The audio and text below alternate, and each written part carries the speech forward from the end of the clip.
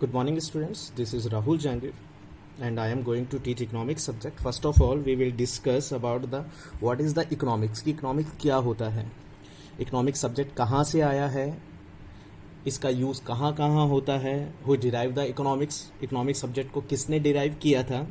So let's start the class. First of all, the introduction.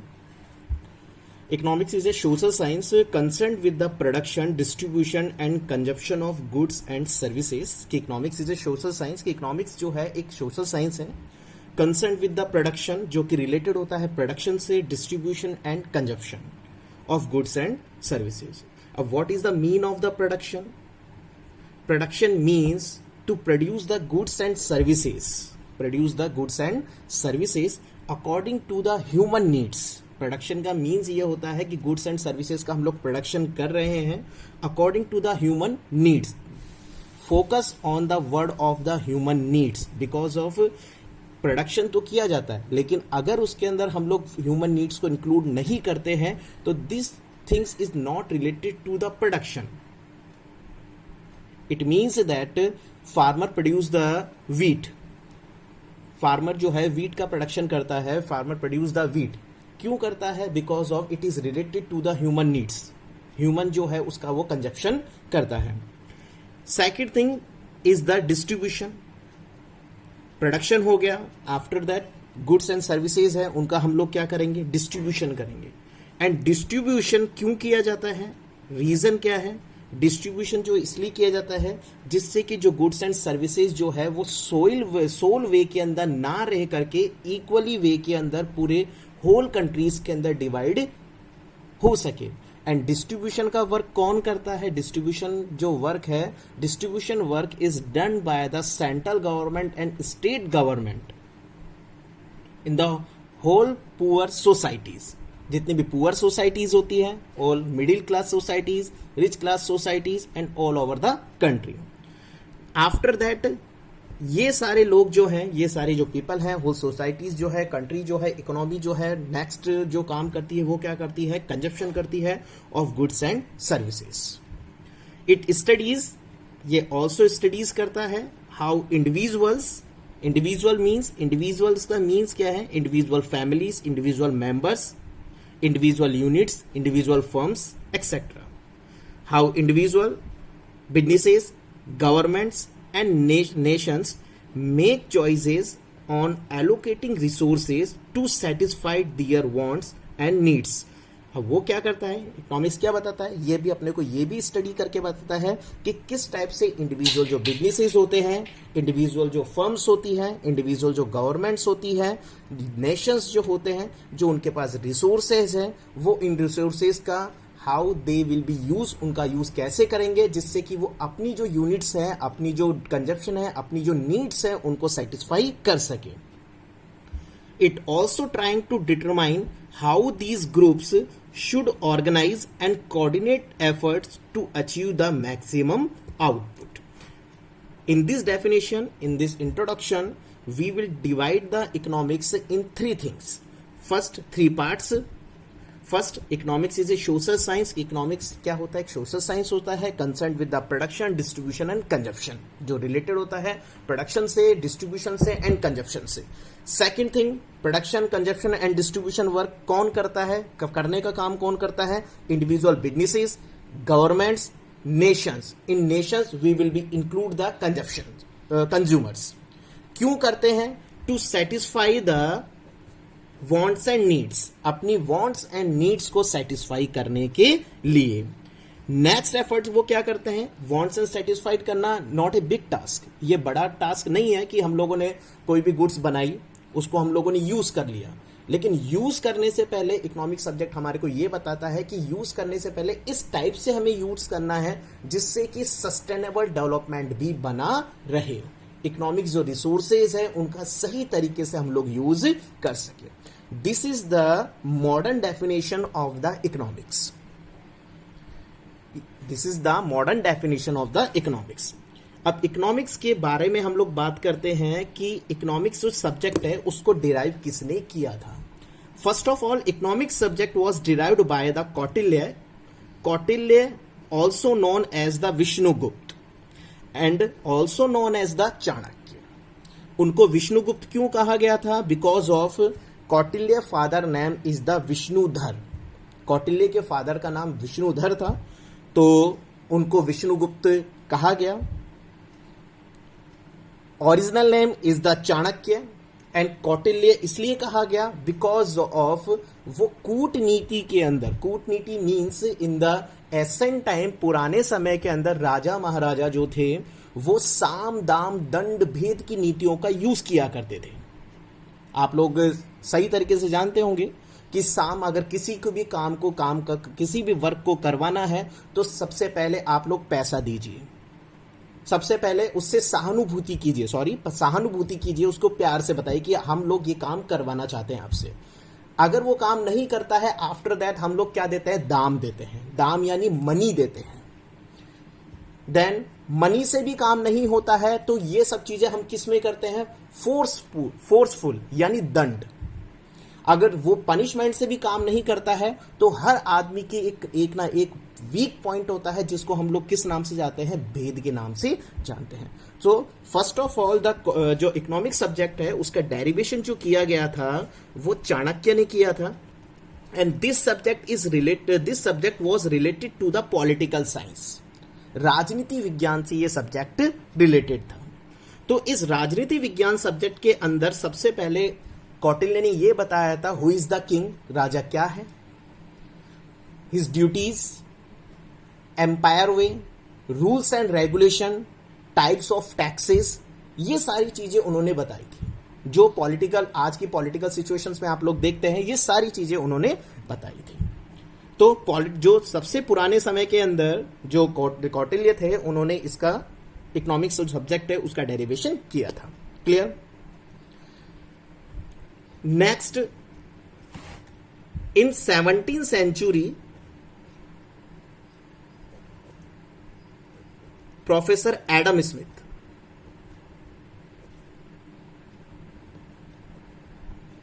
in 17th century Professor Adam Smith known as the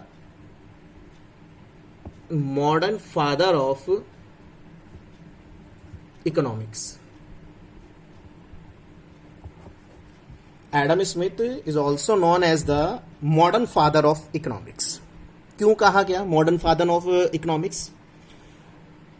कोई भी चीज बनती है तो उसके अंदर कुछ ना कुछ कमियां होती है, तब कुछ ना कुछ जो कमियां होती है उन कमियों को दूर करने के लिए 17th सेंचुरी में एडम स्मिथ ने यह कहा कि economics is not related to the political science, कि इकोनॉमिक्स सब्जेक्ट है वो पॉलिटिकल साइंस से रिलेटेड नहीं है। तो उनके साथ में जो लोग थे, लोग मीन्स उनके साथ में जो काम करने वाले थे, उनके जो क्रिटिसाइजर थे, प्रोफेसर मार्शल थे, रॉबिन्स थे प्रोफेसर, उन्होंने ये कहा कि if economic subject is not related to the political science then what is the economics? तो इकोनॉमिक्स है क्या? कि अगर आप ये कहते हो कि इकोनॉमिक सब्जेक्ट पॉलिटिकल साइंस से रिलेटेड नहीं है तो इकोनॉमिक्स है क्या? तो एडम स्मिथ ने बताया कि इकोनॉमिक्स मीन्स, इकोनॉमिक्स क्या है? Economics is a science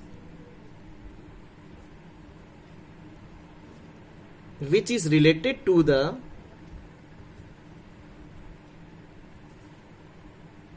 money concept. कि इकोनॉमिक्स इज ए साइंस, कि इकोनॉमिक एक ऐसा साइंस है which is related to the money concept, जो कि मनी कंसेप्ट से रिलेटेड है।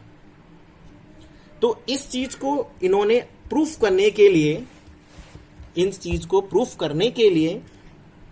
1776 में उन्होंने अपनी एक बुक पब्लिश की। बुक का नाम था an inquiry into the nature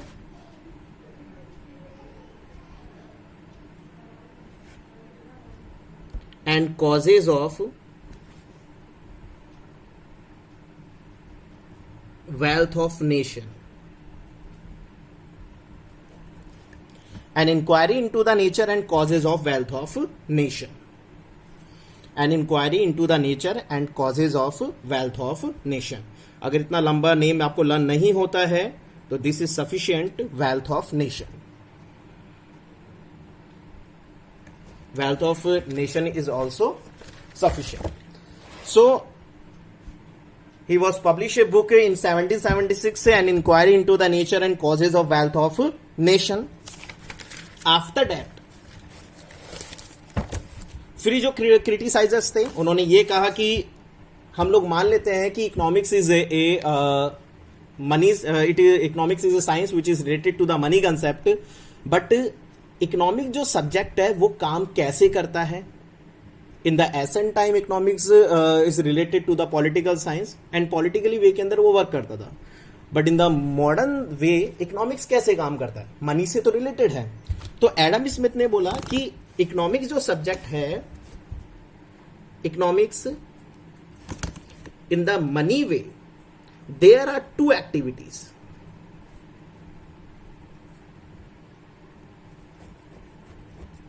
First activity is related to the monetary. Second activity is related to the non-monetary.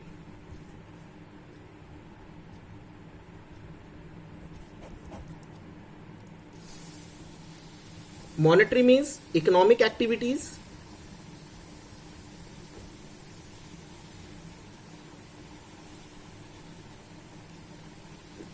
And second, non-economic activities. First of all, we will discuss about the economic activities.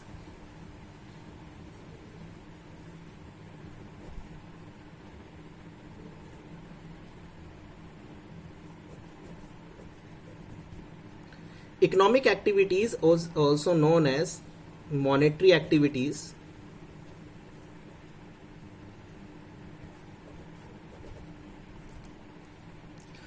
Economic activities is also known as the monetary activity. These are the activities which are related to the money concept. ये एक ऐसी activities होती है जो कि money concept से related होती है. For example, a teacher teaches in the school. It is the economic activities.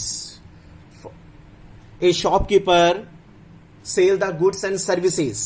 Economic activities. Restaurant runs their business. Economic activities. जो भी पैसे कमाने से रिलेटेड होती है, मनी कंसेप्ट से रिलेटेड होती है, this is known as the economic activities. मतलब मनी रिलेटेड जो एक्टिविटीज है,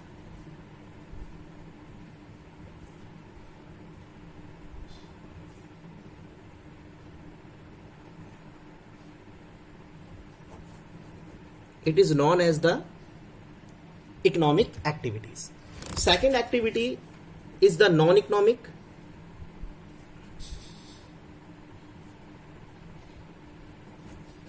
Non-economic activities.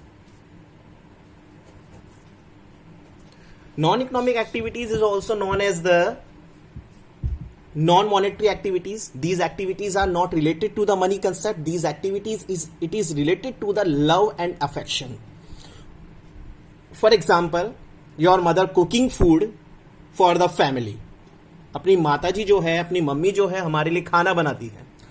तो this activity is the non economic activity. अब इसके बदले में ये थोड़ा ना है कि मम्मी ऐसे बोलती है कि भाई साहब एक मटर पनीर की सब्जी के लिए आपको 50 रुपीज पे करने पड़ेंगे. नहीं बोलती ना. फादर ऐसे थोड़ा ना बोलते हैं कि आपकी स्कूल की फी तब मैं पे करूंगा जब आप लोग खुद कमाने के लिए जाएंगे. हम लोग उनके बदले में क्या करते हैं, हम लोग उनके बदले में हम लोग क्या करते हैं, उनको लव देते हैं, अफेक्शन देते हैं. तो this activities this activity is not related to the money. So this activities is the non economic activities. आप लोग पुअर पीपल का हेल्प करते हो, किसी को रोड क्रॉस करवाते हो, तो उनको ऐसे तो नहीं कहोगे कि अंकल आप मुझे 1000 रुपीज दो, देन मैं आप लोग रोड क्रॉस करवाऊंगा. तो ये जो एक्टिविटीज होती है ये नॉन इकोनॉमिक एक्टिविटीज होती है. This is the moral ethics. This is related to the moral ethics. Moral ethics जो होते हैं, एथिकल कोड ऑफ कंडक्ट होते हैं, उनसे रिलेटेड होती है. तो ये 2 एक्टिविटीज होती है. ये दोनों एक्टिविटीज जो होती है वो इकोनॉमिक कंसेप्ट के अंदर ही इंक्लूड की जाती है. सो आगे देखिए, let's we will discuss about the other activities of the economics. जैसा कि मैंने आपको पहले बताया था कि जो प्रोफेसर एडम स्मिथ थे, an inquiry into the nature and causes of wealth of nation in 1776. This is the important book. ये बहुत इंपॉर्टेंट बुक है. एग्जामिनेशंस के टाइम पे इनके बारे में पूछा जाता है। सो इस चीज को आप लोग लर्न कर लेना। तो मनी कंसेप्ट से रिलेटेड था, तो मनी कंसेप्ट को आगे उन्होंने बढ़ाते हुए इकोनॉमिक जो एक्टिविटीज है उनको डिवाइड किया। Production,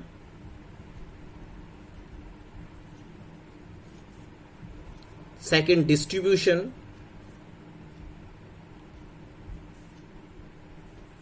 third consumption,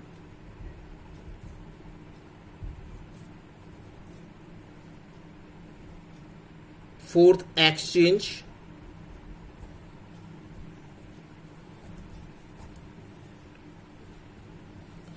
first of all we will discuss about the production, then distribution, then consumption, and after that exchange.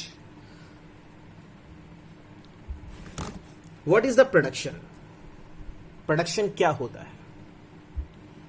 Production, to produce the goods and services to satisfy the human needs, to produce the goods and services to satisfy the human needs and want, this activity is known as the production.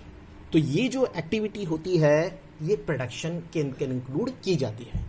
For example, farmer produce the goods and services, farmer produce the wheat, other crops, this is known as the production.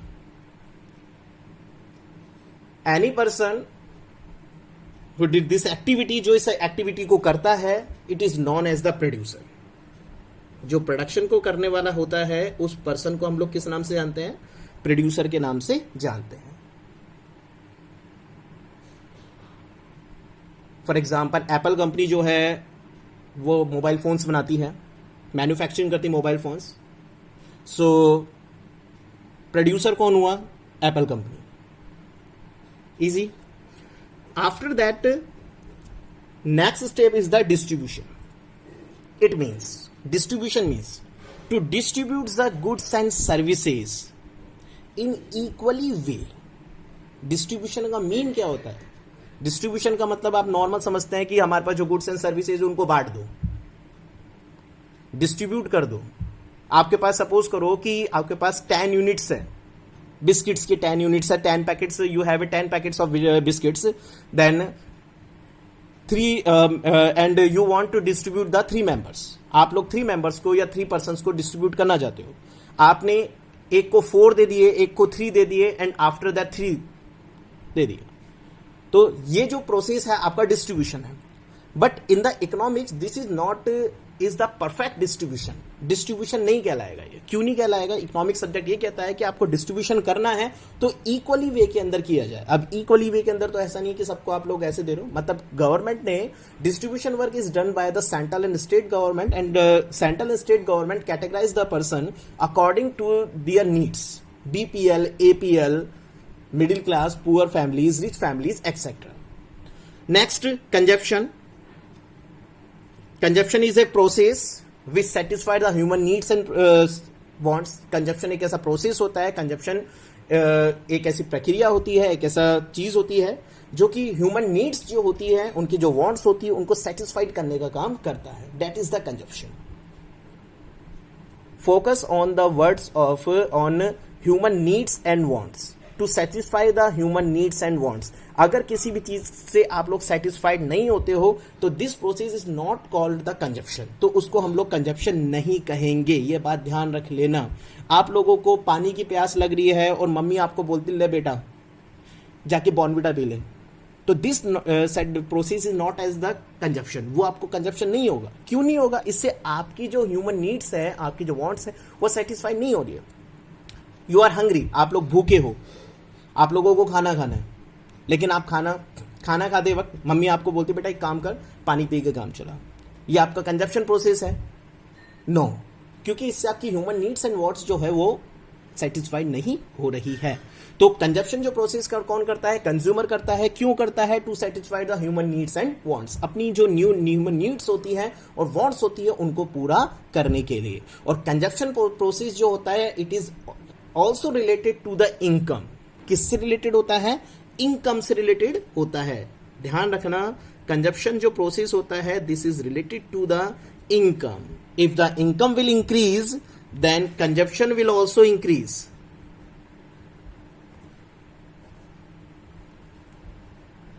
If income will decrease, then consumption decrease. It means income and consumption has positive relation. Positive relation. If income will increase, then consumption will also be increase. If income will decrease, then consumption will also be decrease. It means that it has a positive relation. कैसे positive relation कैसे? Simple सी बात यह है कि कोई person है, उसकी income जो रुपीज है, पर मंथ इनकम है वो 10,000 रुपीज है. Then he will consume the 4,000 rupees. 4,000 rupees जो है वो कंज्यूम करता था अपनी कंजप्शन गुड्स एंड सर्विसेज के अंदर, बच्चों की फीस के अंदर, इस तरीके से. Next, if the income will increase, अगर उसकी इनकम विल इंक्रीज हो जाती है 10,000 से उसकी इनकम जो है 1 लाख रुपीज हो जाती है, then the quantity of consumption will also be increase. So it has a positive relationship between the income and consumption. Last topic is it is related to the exchange. Exchange has the 2 types. Exchange के भी 2 types होते हैं. First exchange is in the ancient time. पहले के time पे exchange जो होता था उसको बोलते थे barter system. Modern time exchange is related to the money system.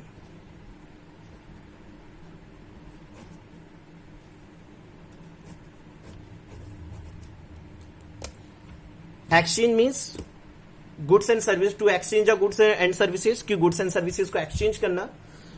In the ancient time barter system था. नेक्स्ट टाइम जो था आपके पास था वो मनी सिस्टम है. In the modern we will use we have to use the money system. In the barter system में क्या होता था? To exchange the goods and services with one another, एक दूसरे के साथ. फॉर एग्जाम्पल, दूध वाले को कपड़े की जरूरत है, कपड़े वाले को दूध की जरूरत है, तो हम लोग किसका यूज करते थे? बार्टर सिस्टम को. कैसे यूज करते थे? दूध वाला दूध देकर के कपड़ा ले लेगा और कपड़े वाला कपड़ा देकर के दूध ले लेगा. तो ये जो प्रोसेस था ये बार्टर सिस्टम था. After that in the money system की हम लोग बात करते हैं. मनी सिस्टम के अंदर हम लोग क्या करते हैं, जो मॉडर्न टाइम के अंदर हम लोग यूज करते हैं. मनी सिस्टम में ये सीन होता है कि आप लोग मनी देते हो, उसके बदले में गुड्स एंड सर्विसेज को लेने का काम करते हो. आज की class, this is the first class. We will revise, हम लोग रिवाइज करेंगे. देखिए, फर्स्ट इंट्रोडक्शन कि economics is a social science. कि economics is a social science है, concern with the production. This is related to the production. Who produce the goods and services. कौन produce करता है गुड्स एंड सर्विसेज को? Producer. क्यों करता है? Human needs and want को सेटिस्फाइड करने के लिए. Distribution, then consumption of goods and services. It studies, ये स्टडी करता है how individual, business, governments and nations make choice of allocate